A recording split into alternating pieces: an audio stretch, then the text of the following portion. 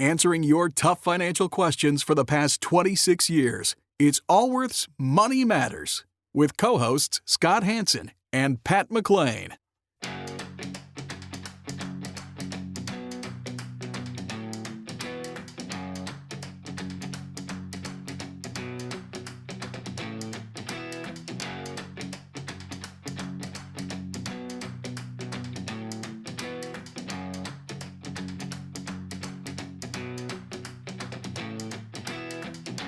Would you like an opinion on a financial matter you're dealing with?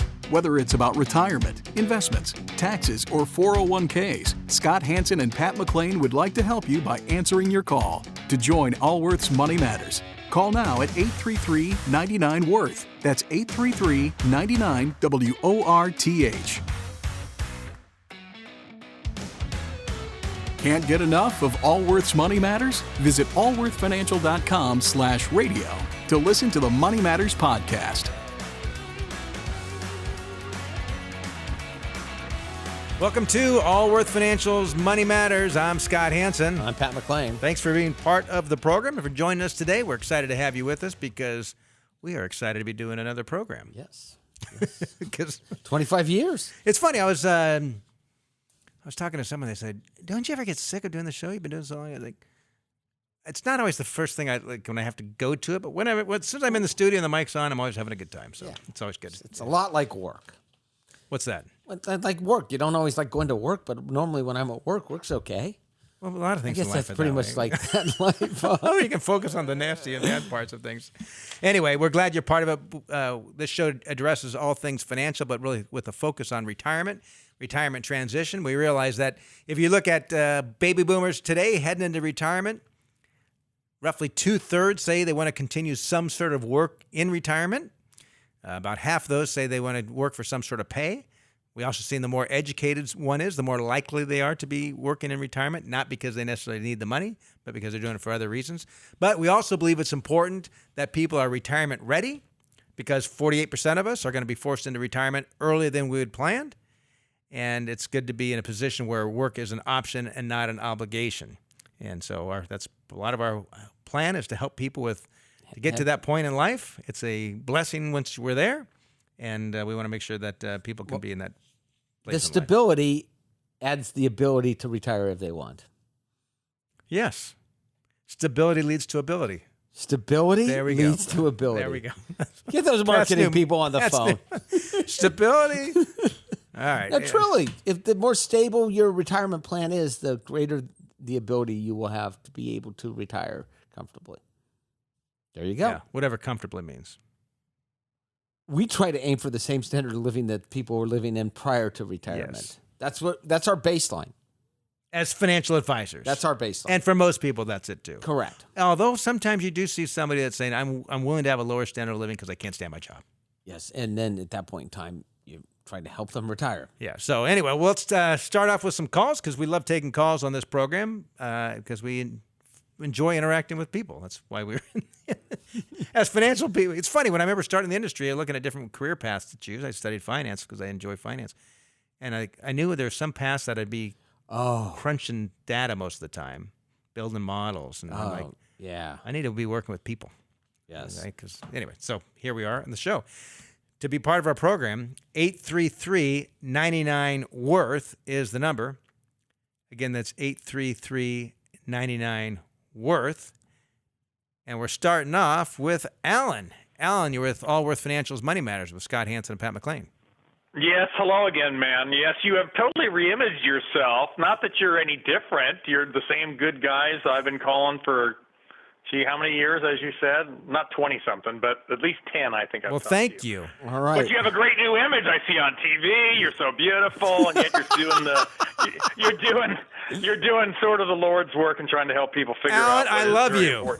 You call every week if you'd like. Matter of fact, call Alan. early Monday morning at my home and tell me how wonderful I am and give me a little encouragement. All right, Alan.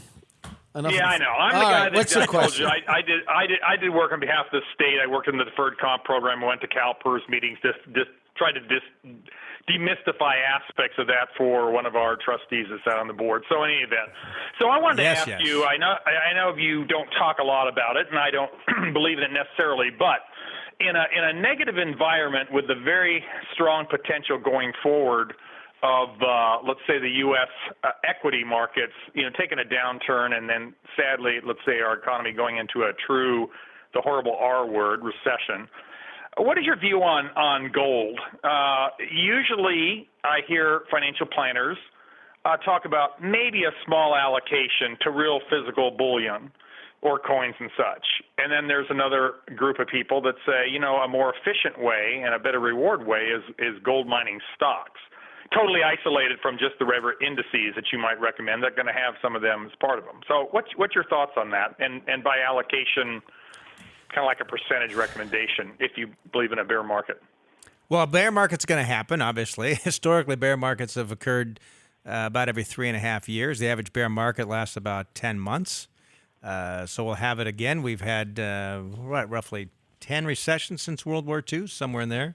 Although we've been about 10 years since we've had a recession. We're in the longest expansion in really history. Recorded history, which is quite phenomenal. Incidentally, Australia's gone 28 years without a recession, much smaller economy, but just because we've gone this long doesn't mean we're going to hit a recession. So I have no idea when the next recession's coming. The challenge that we have with gold is it doesn't produce anything. And as prices go up, more miners enter and mine more gold, which increases supply at that point. Takes a while, of course, to get the mines back up and running and stuff, but there's a lot of shuttered mines around the world. And the reality is that we even saw mines, when gold spiked the last time, mines in the state of California, the least friendly environmental state in the union for mining. Mines opened in the state of California that were deactivated 20, 30, and 40 years ago. Yes, it is funny. It is funny in general, man, isn't it, that people kind of come late, people who worry, I've missed out. This is true in anything in life, right? I've missed out. I better not miss out on the rate. So I hear what you're saying there. All I'm saying is for the good quality, and I wondered in your company if you even wanted to hold individual names. Nope. And the reason is you got to view gold like any other commodity. You got to view it like any other commodity because while there'll be short up and down spikes or declines in the price, over time, the cost of actually getting it out of the ground is what is ultimately going to determine the value of that particular commodity. Much like wine grapes or pork belly or orange juice or timber or whatever, coal, or we could keep going and going and going. If we believe that we're going into a recession, which, by the way, I'm not that smart to determine, although you do look at the bond markets and you wonder, this is a little bit crazy out here in the bond markets, not just in the United States, negative rates around the world. Globally. Then why not just lower your equity exposure a little bit? And you're doing the same thing. I have no reason to believe one way or the other that gold is about to take off for another rally. Yeah. So as I know, it's been a horrible investment the last 50 years. Yeah, well, I guess I'd have to have a debate. We don't want to do that with your listeners on air, but in any event, there are. Well, you can just look at the data. There are tactical times. Oh, would you not agree? Yes, there are absolutely tactical times. But that doesn't mean you're going to be right going forward. Yes, I don't. So I don't believe anyone. You can build a model of any sort of investment, and you can back test it. Because every back test I've ever seen works, or people wouldn't show it to you. Because you build the strategy based on what's happened historically. But that wouldn't you agree, though, that you knew? I mean, you did not know. I did not know, although I got out quick enough where I shaved a massive haircut from 207, 208. Wouldn't you agree there are times you'd say, if I model conditions that are like type of conditions, then that particular asset type might be very attractive to you for a 1 year period of time, as an example.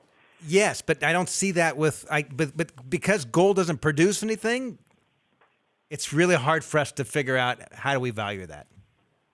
It's based upon you would more like then, and whether you're going to go long or short on it, you would more like something that I wouldn't long or short commodity oil. You would much rather look at oil either on a long or a short basis and build it into a portfolio. Alan, I don't know anybody historically who's produced excess returns by having a strategic model that says it's time to go long on oil and now let's go short on oil, or long on gold or short on gold. If anything, history is littered with companies that have made strategic bets based upon what they believed, what their research told them was going to happen, and they blew themselves up and went bankrupt. So, and you've seen the same thing with hedge funds managers trying to do these things. I see that, to me, if you look at the historical data, I don't see evidence that it's possible to build a strategic model that says we should go long gold and now short gold. And go back to do some research on long-term capital. There's plenty of the company. And who's the Paulson, who made a killing by betting right on the mortgage market? He lost a bunch on gold afterwards. So anyway, he made a very bad decision. That there we go. I hear what you're saying. You have to be right, but okay, but I don't know if you're baseball fans, right? You're baseball fans. Wow. You know the I don't know if you are baseball. I'm not a baseball fan, but look you can try to hit the singles, the analogy, or you try to hit the home run. How many times you have to hit the home run to score a run versus how many singles do you need to get in a row score that same run? That's right, Moneyball. Yeah, so, and most people aren't sluggers. So we appreciate the even call. if they believe they. Thanks for being a long-time listener. Thanks, Alan. Appreciate it. We're not gonna. We will get nowhere in that debate. Nowhere. I certainly have a lot of respect for what he's done over the years with the leading the pension plans. But yeah, we'll get nowhere in that debate. And sometimes these academic. That's what makes it kind of interesting. First of all, and believe me, it's one thing to actually have these academic debates. It's another thing to actually create a new theory and put it into practice. And it's yet another thing when you're a financial advisor sitting across the table from someone as their portfolio fluctuates in value. And your job, my objective as a financial advisor is to act in that client's best interest and do everything in my power so that the client has the highest probability of success in retirement. That's your job. Highest probability of success. And timing the markets, outliers, right? Timing the markets does not provide the highest probability of success. No, particularly trying to make bets on commodities. Underweighting the markets or overweighting the markets a little bit. It's but in and out. That's just trying to reduce some risk here or there. But yes. All right, our contact number 833-99-WORTH is the number to be part of the program. Here you can join Scott Hansen and Pat McLean, 833-99-WORTH. We're in Vacaville with Dan. My question for you, Scott, is at my age of 73 and have survived a couple of downturns in the market and also the Jack Welch decline of his premium, I've recovered to up to, let's say, 80% of my portfolio as it was years ago.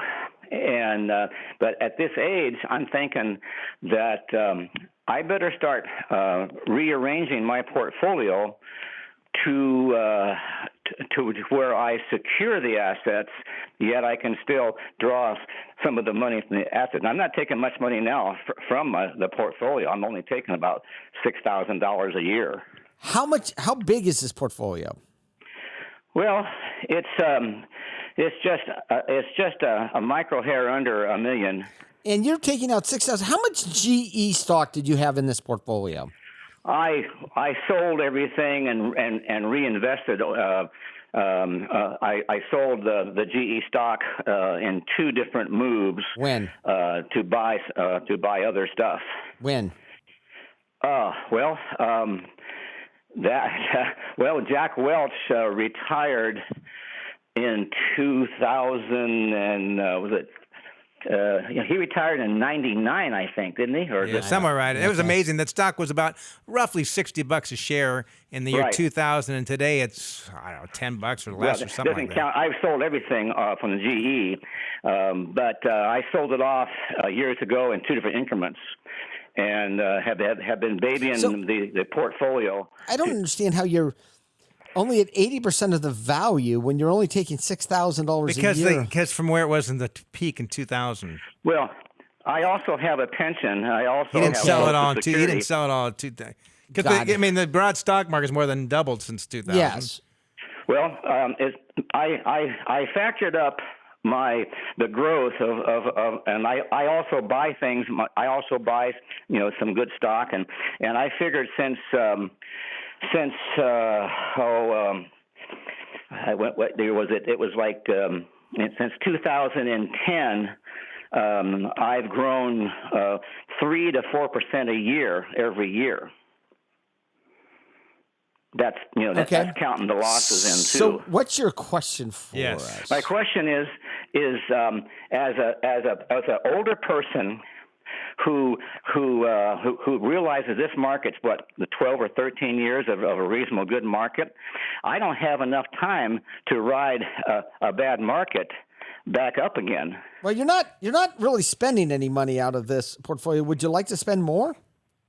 Well, I guess when that day comes, I will. I've got my pension, I got my Social Security, and the house is paid for. So here's how I would think of this. And to me, it's your age is kind of irrelevant here because I think because you're 73.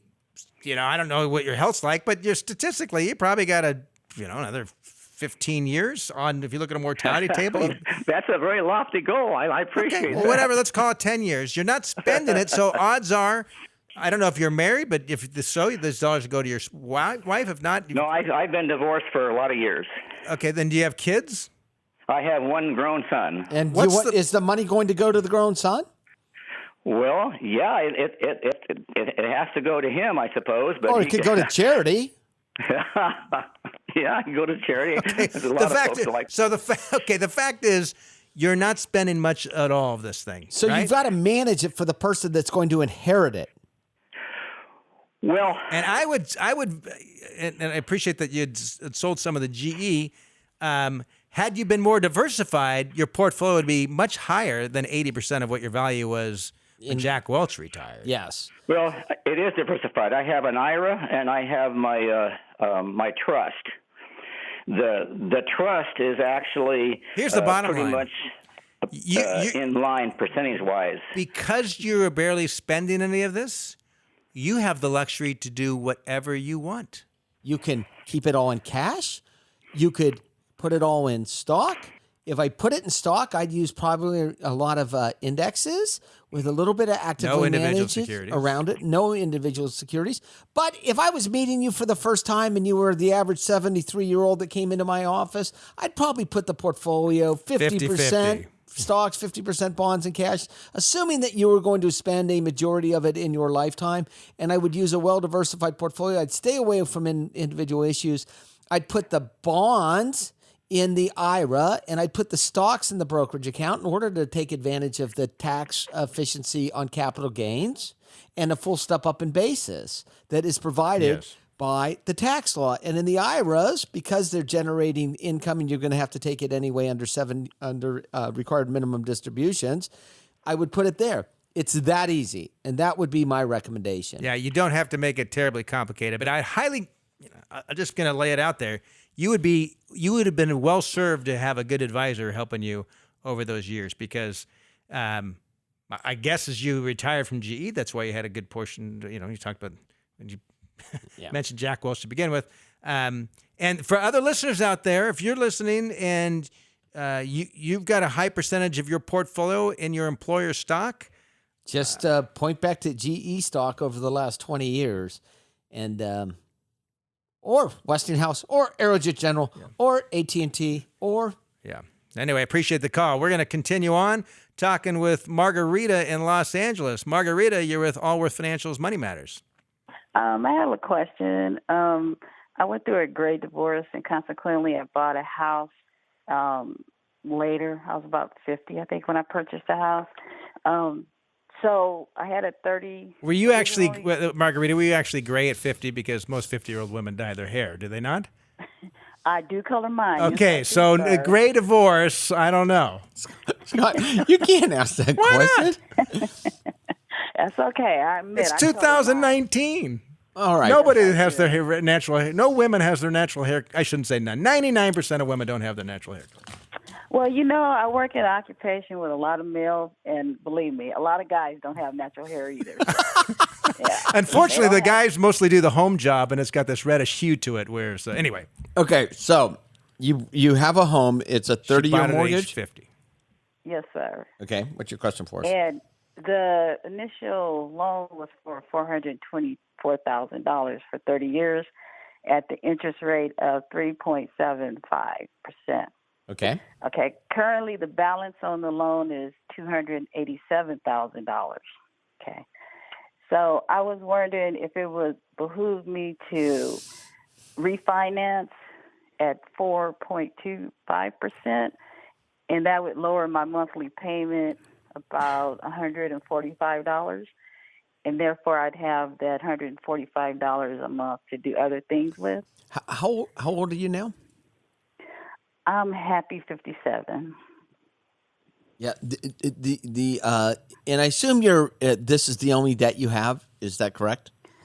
No, not quite that. I just recently did a 1031 for some property that I had in Los Angeles, which made me buy 2 other properties. Okay, but those were investment properties, so you don't have auto loans or anything like that.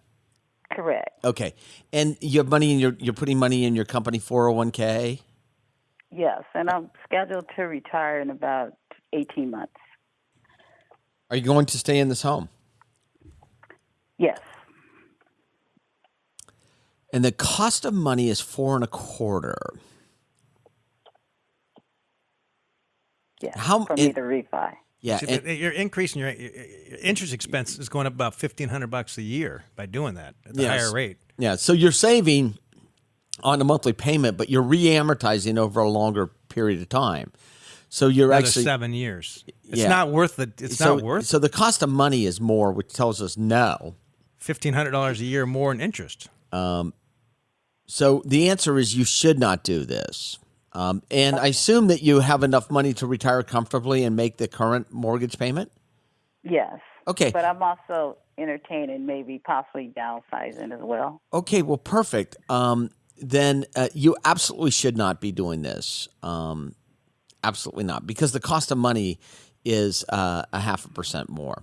I mean, I think what you hit on the head, Margarita. If you were in a house, if you were able to take that $287,000 mortgage and turn it into a $100,000 mortgage, 30 years, that's where your bigger savings would be.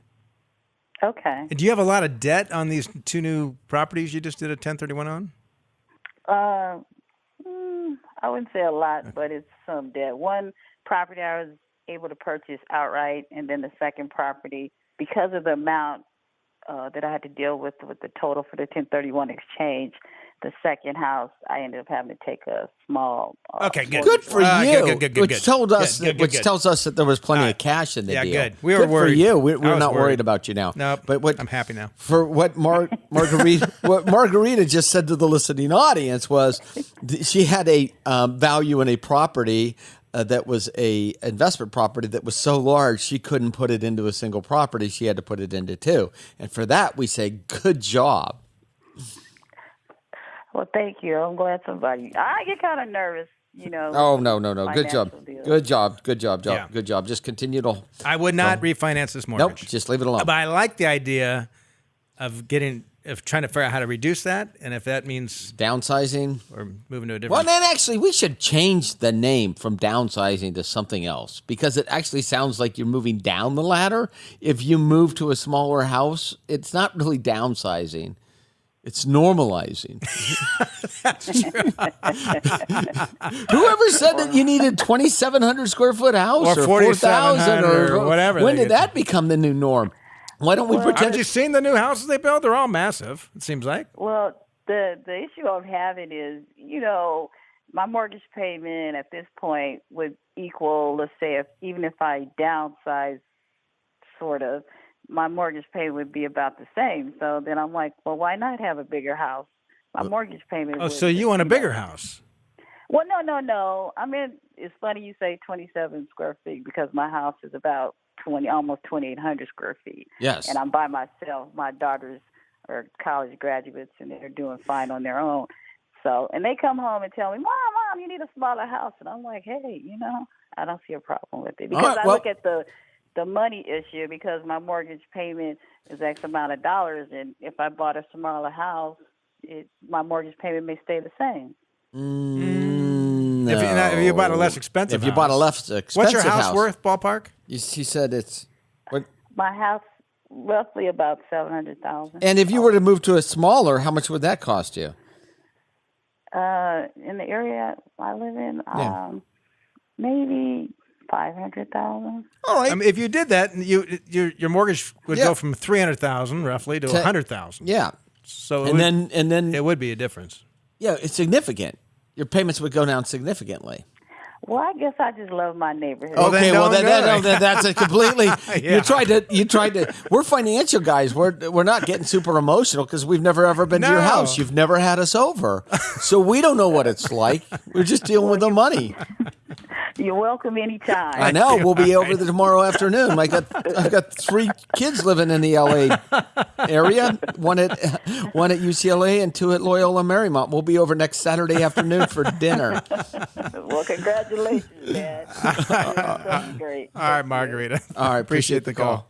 Well, we're going to take a quick break. When we come back, we'll continue with calls. Our contact number is toll-free 833-99-WORTH. That's 833-99-WORTH. This is Allworth Financial's Money Matters. Welcome back to Allworth Financial's Money Matters. I'm Scott Hansen. I'm Pat McClain. And this is fun with radio. Yes, I suppose. yes, Financial stuff. We try to make it so much. Before we go back to calls, by the way, if you want to join us, 833-99-WORTH is the number. There was a spectacular blow-up of yet another what is known as private placement. Yes. What is a private placement, Mr. Hansen? A private placement is an investment whereby the sponsor of it, rather than going to the public markets, let's say, and having a publicly traded company to investors, or even a private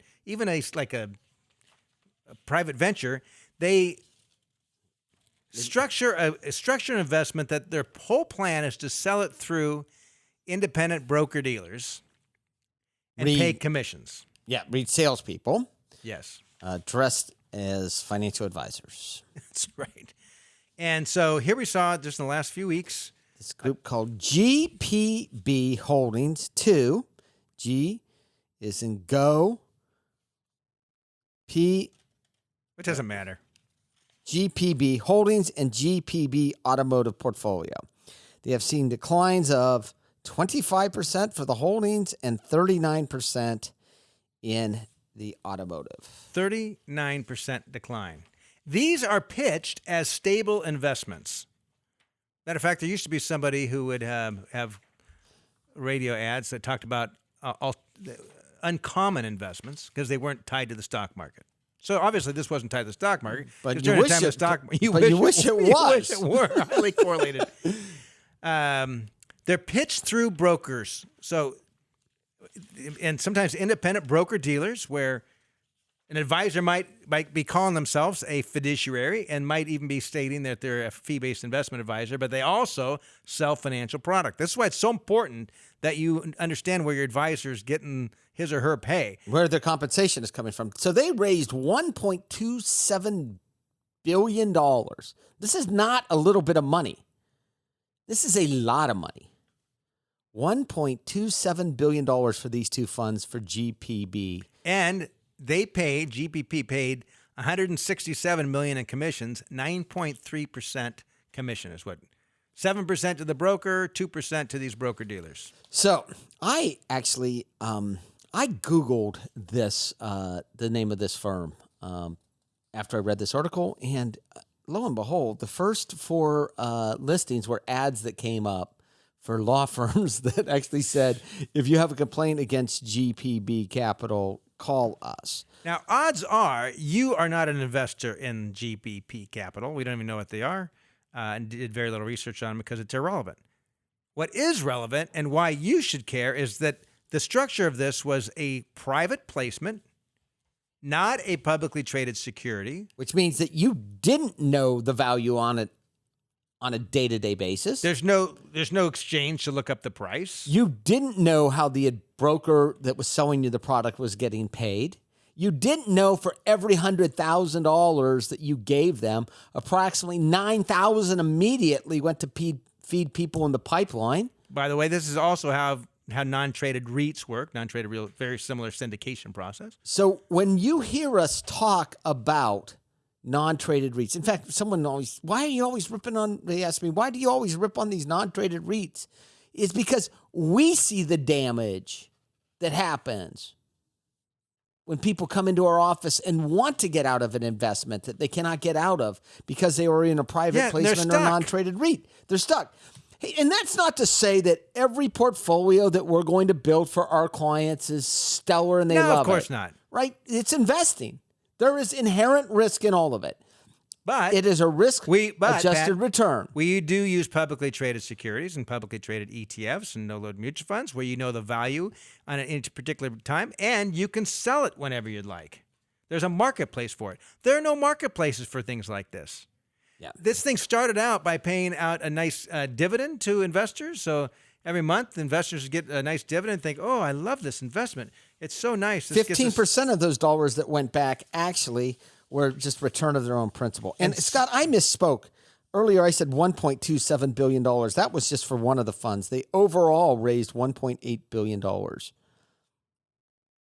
It's the bottom line is don't invest in things that don't trade, things that you can't get out of. And make sure that your advisor is not getting paid a commission by selling you any product. Ask him or her that. Yeah. Make sure, say, look, I want to make sure that I'm not in a relationship where you're going to get any sort of commission on selling me a product. Can we please structure it that way? We get no commission. That way, you get some advisor. Gee, I get paid all up front. 7%. They don't care what the outcome was. Well, or maybe they care. They probably care, but why have that conflict? Yes. You don't need it. Anyway, let's take some calls here. If you'd like to be part of the program, a contact number. 833-99-WORTH, 833-99-WORTH. We're starting with Mary. Mary, you're with Allworth Financial's Money Matters. Hi, how are you? Hi, Mary. Hi. So I have a question in regards to Social Security. Okay. All righty.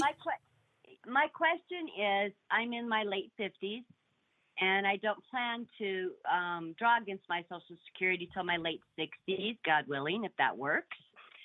And I want to know if I can draw against my ex-husband. And I've been told from family and friends that I can draw against his Social Security and it not go against my Social Security, if I'm saying that correctly. Yes. But so I was married for 11 years, and I know you have to be married for at least 10. And he is unable to claim his Social Security, and I didn't know if what I was hearing was true or not. So here's how a spousal benefit works, first of all. Spousal benefit, the maximum is 50% of their benefit.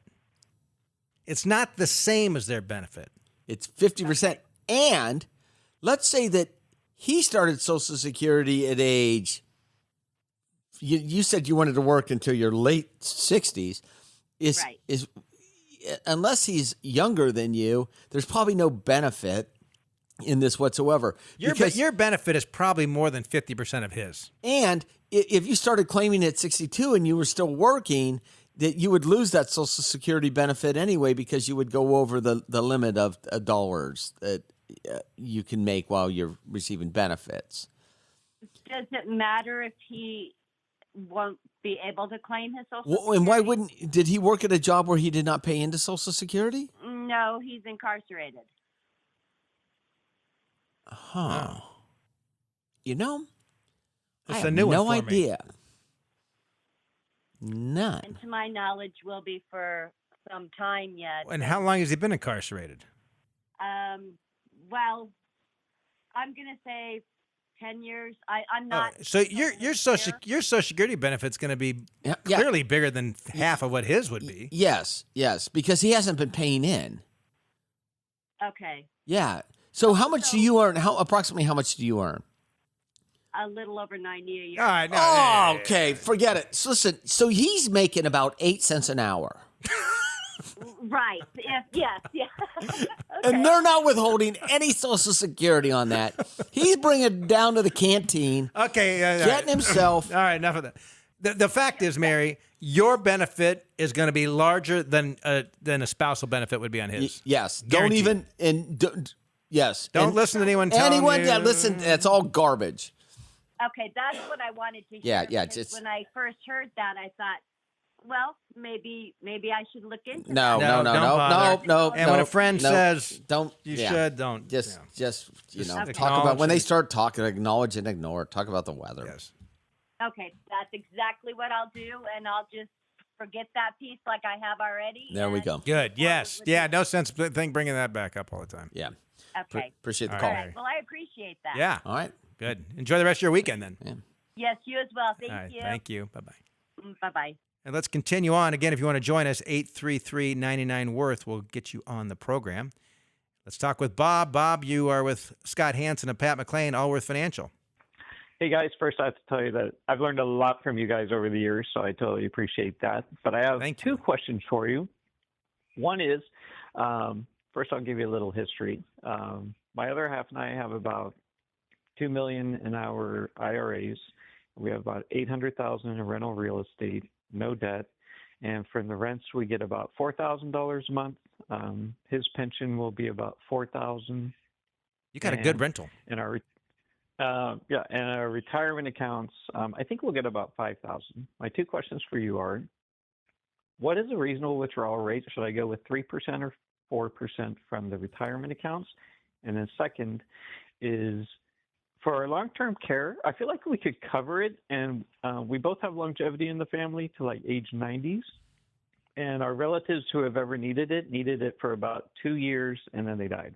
And so I feel like we could cover it, but I wanted your thoughts. Should I get a long-term care insurance policy? How old are you, Bob? We're both 55. Okay. There are... Actually, back up. I'm sorry. Actually, back up. We're both 53, and we're going to retire at 55. Okay. And are you married? We're together. We've been together for 30 years, but we're not married. But Okay. we have wills and trusts all set up so that the other one gets the other. There are so long-term care. The whole industry is a mess because years ago, when a lot of insurance companies were in that space, they mispriced it, and the premiums have skyrocketed over the years for people who bought the policies years ago. And most of these policies are sold with a shorter term waiting period. Think of it like a deductible on your car. You probably have a high deductible on your car, I'm guessing. You probably don't have a $250 deductible. Yeah, right? Because it's like I can afford the small stuff. Yeah. And you've done well, and you pay attention to your money. It's and long-term care, think of it the same way. A lot of people have like a low deductible. They have a short waiting period before the benefits kick in, so they tend to be pretty expensive. There are some policies out there now. I hate to say this because we're usually negative against insurance, whole life insurance, I should say. But there are some whole life or universal life insurance policies. They're kind of a single pay policy where you put in $80,000 or $100,000 or whatever, and they'll guarantee your long-term care. And the reason they work well is because, and if you don't use it, it goes onto your heirs. They work well because you end up using your own money first. And you could buy them on two people. Correct. So it pays out on both of you. So if, let's say I bought one of these, and let's play it from the insurance company side, because when you buy something from someone, you want to know why they're selling it to you, right? What's in it for them? What's in it for you? So I take $100,000 and I put it into this life insurance policy that actually has a benefit of $100,000 a year approximately in long-term care benefit, right? Yeah. If you or your partner go into a long-term care facility, they will use your own money up first. And then they will actually have a lifetime benefit forever on the both of you. You will not get any life insurance proceeds at all. If it's used. If it's used. But if it's not used, you'll get your money back. So how are they making money on it? Well, they are not really insuring you for the first $100,000 in a long-term care facility. Just as you said, most people have a short period of time in a long-term care facility. So they're just using your own money for the deductible. And then they're taking the money that they're making on your $100,000 they gave you. And paying for the insurance. And taking profit from that. And what makes it really attractive is because it covers two people. And all they're doing is they're playing the mortality game on the other side. And what's that policy called? Just life insurance policy? No, they're called. We've been referring it out to other firms. We don't sell it ourselves. We don't sell any product for that matter, but it's just it's a life insurance with a long-term. I don't know what they call themselves. It's like life a long-term care rider. Yeah, but there's a couple companies that have good. There's only a couple companies that have good. I tell you, so email us at info@allworth and write Scott, or just say Pat McLean said he would send me the information on this policy, and then we'll send you the we'll send you the person's name. But you can't use money in an IRA to buy it. It's got to be money outside of an IRA. So that's the answer to long-term care. Okay, and so I always wondered too if I could just sell. Like we could just sell the house and that would pay for our long-term care insurance too. As long as you both go in the same time. Well, I mean, sell the rental house and then also live in the one we have. Got it. You probably have enough assets to self-insure. Yeah, you don't need it. And if you do things right, your net worth's going to continue to grow through the years, so you probably don't need it. You probably do not need it. But if you're worried about it, this is an inexpensive way to do it. Yeah, and you're kind of the policy is too expensive for someone who doesn't have much assets to say, I'm going to throw $100,000 somewhere to cover my long-term care in the future. But for those that have plenty of assets, we see people say, I like the concept behind it.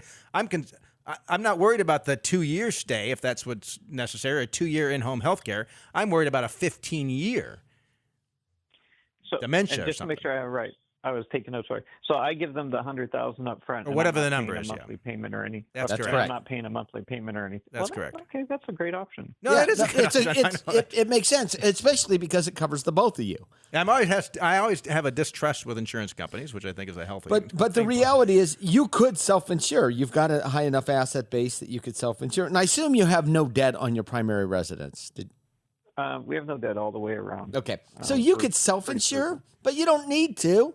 You could. You can't. If you're worried about it, what you're giving up is the growth on $100,000 in order to get some peace of mind. Your second question is a safe withdrawal rate, right? And you've heard about the 4% rule. What that does, and if you run the numbers on that, it states that you're going to take a 4% withdrawal the first year. The second year, you're going to increase that by whatever inflation is, and you're going to do that every year indefinitely. And it says that you completely ignore whatever else is happening in the world. All right? So here's what we've seen. We've been doing this a long time. We see people during the financial crisis, I saw very wealthy people say, we're not doing the same kind of fancy trip this year. We're not and even if they had the money, I remember talking to one guy who says, yeah, but my good friend is out of work. He just feels so funny about spending the money. So most people's retirement income is a bit fluid, particularly if you're on the higher end, meaning some years you might spend more than other years. So if I were 55 and retiring, I'm assuming you're having Social Security is going to be kicking in another decade out or so? Well, so I've always listened to you guys, and I bounce around between the idea of 62 or 70, and I think I'll play it day by day, year by year. Yeah, you got plenty. You got a decade to go. Yep. I'll tell you, but I have not included that in the equation. Yep. I figure. So here's how you can look at it. If you want to be ultra conservative, do a 3% withdrawal and hope that you both live to 95. If it were me, I would probably opt for a 4% withdrawal. You got this guaranteed pension, you've got this rental, and you've got a home that's paid off. If it were me, I would probably opt for that and every year re-examine. What percentage? Okay. What percentage withdrawal do you think you need to take in order to be comfortable and continue the same standard of living? Well, so this is crazy. So if it was just rents and pension, we would have about $3,000 extra every month when we're retired with health care and everything covered. And so it's like kind of gravy money. Okay. So the answer there is 0 unless you want to enjoy yourself. Right. So you don't need it. You say that, right. Because I've listened to you guys about that. So we've talked about what could we do to enjoy ourselves, because we're pretty frugal people. It doesn't take a lot to That's make why you it. have the money saved. That's why it's there. So I would start. And my guess is my guess is you don't have massive salaries. My guess is we don't actually. Yeah, so you've got roughly $3 million in savings, or $800,000 rental, $2 million in IRAs. My guess is you're not each making $300,000 a year.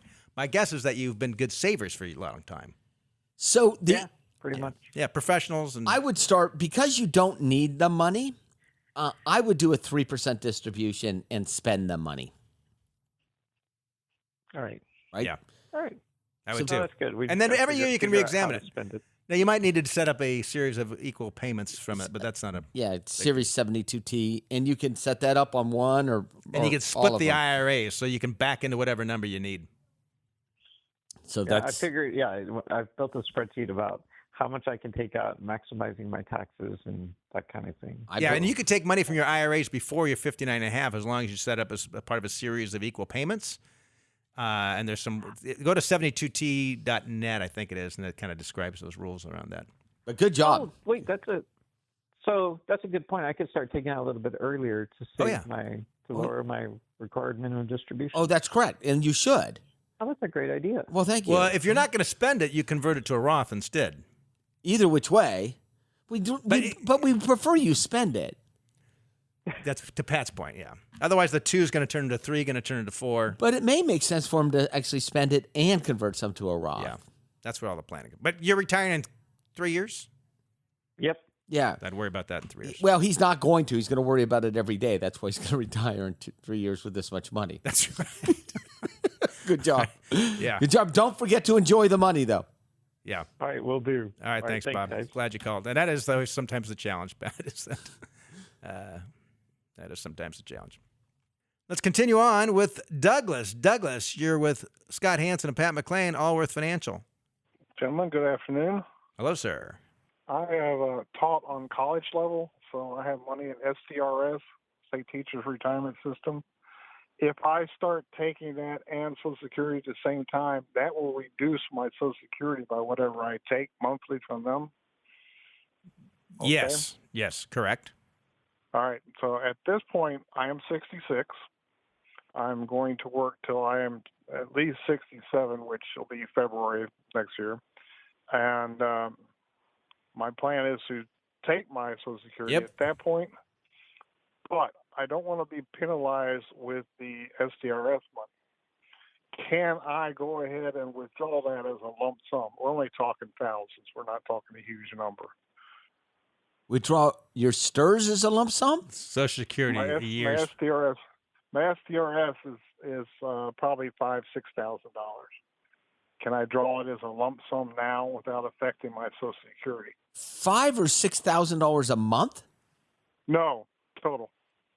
Total I have in the account. Are you? I don't understand. You don't want to withdraw your money from your. I don't understand. So when you say your STRS is $5,000 to $6,000, how long have you been a teacher? I only taught part-time, college level. And how much will your pension be from teaching? I have no idea. A couple hundred a month. Okay. Now we understand what you're talking about. We were both looking at each other so confused. We couldn't figure it out. I'm sorry. No. Because the numbers didn't make any sense. You said you were a college professor, and you're like, well, this thing number should be much, much higher than what they did. So the bottom line is this. You say, look, I've got $5,000 or $6,000 in my state teachers retirement system, lump sum, which almost nobody takes because that almost never makes sense to take. You're much better off with a pension for most state plans, which will pay you some minimal dollar amount when you retire. So you're wondering, what if I just took the cash out today?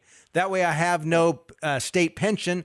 I have no windfall elimination provision on my Social Security. I don't know if that's right. I don't know if it works like that or not. I don't either because this is such a unique situation. I have no idea because they might account that the lump sum is the same as a monthly distribution. I would also kind of wonder how big of an effect this is going to have on this windfall elimination provision. It won't be much because of this. But secondly, it's if it's $200 a month, that $200 a month is $2,400 a year times the rest of your life expectancy. A whole lot more money than $5,000 or $6,000 cash out today. That's correct.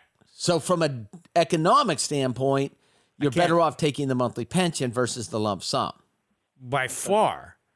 And now in saying that, I doubt this $200 a month has much of an impact on your Social Security benefits. It's not a dollar for dollar offset. They reduce the Social Security by whatever you get as a pension from the SCRS. It's the windfall elimination provision. Yeah. So, but right. But it's kind of